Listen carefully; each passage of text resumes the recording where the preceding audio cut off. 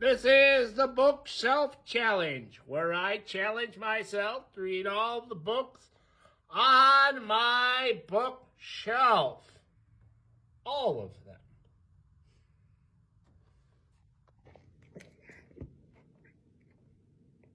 Okay, so just got done reading another book from my bookshelf. This was Dark Side of the Whitechapel.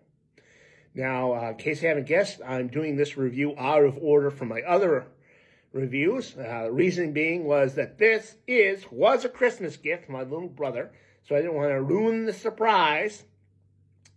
So now that he's gotten his gift, I can review this book. Or rather, I'm reviewing the product. Because there's no sense in me doing a review of a book that you're never going to get a chance to read. So anyway, this is one of those AI books made by Tooks. This is the second one that I've gotten and read. This one is about my brother's golden retriever Nugget, and he's in the 1880s in London trying to solve who Jack the Ripper is. He's on the case, sniffing around London on the trail of Jack the Ripper. So I was satisfied with this particular novel. Gave me everything I wanted for story wise. I put in that one of his Nugget's best friends was the Elephant Man. That they lived together, roommates and whatnot. So the Elephant Man's in it. Joseph Merrick, Mr. I'm a human being. He's in this. The actual inspectors from the actual Jack the Ripper case are in it, and Queen Victoria. Put her in as one of his best friends, and I said that she likes to swear and drink. So you get Queen Victoria talking about people being wankers and arses and drinking. So that was a highlight. And one interesting thing that happened was I put as suspects for Jack the Ripper that Nugget was looking into. One was Prince Albert, because I thought that Queen Victoria's son, Prince Albert, he was a suspect in the Jack the Ripper killings. Not really. A lot of historians, they like to bring him up with this theory that if he wasn't Jack the Ripper, people were killing these ladies on his behalf because it was going to be a scandal if they found out that the prince was going to prostitutes. But Prince Albert is not her son. Prince Albert was her husband. The Queen's consort, as the book informs me, and that he was dead around the time of the Jack the Ripper killings. He died in 1861, and I think these killings happened in 1888.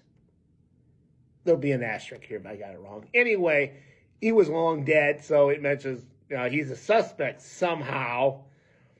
He doesn't come up again. Grover Cleveland and Lewis Carroll, who I threw in there for laughs, they come up, but if we're going to get into complaints, the book story-wise, there's not a lot there. It's like the computer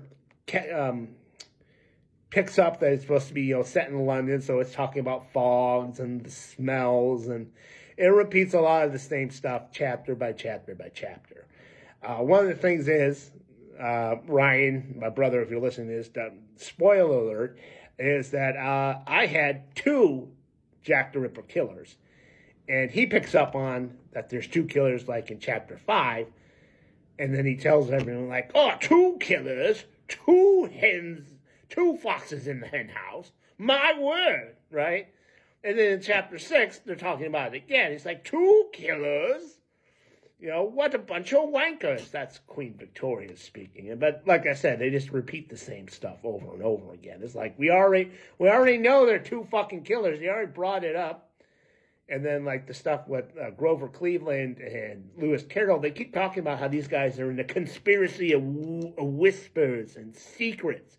But they never tell us what people are whispering or what the secrets are or why they're trying to overthrow the government. But I'm just happy they put them in there. Yeah, and then, eventually he finds the two Jack the Ripper killers. Once again, I'm not spoiling anything for you because you're never going to read this book, but my idea for the story was that you have a copycat Jack the Ripper who kills his last victim, Mary Jane Kelly, Joseph Barrett, who some people consider a suspect for Jack the Ripper, because he knew Mary Jane Kelly and they had a somewhat volatile relationship. And so I have him kill her and make it look like a Jack the Ripper killing. And then the one guy whose blood they found on the scarf earlier this year, Kaminsky, he's the actual Jack the Ripper killer. And Nugget figures it out, and they capture both of them. Yeah, so it wasn't the worst thing in the world. It wasn't the best thing in the world. It was an okay book. Like I said, the biggest thing is I think my brother's going to love this book.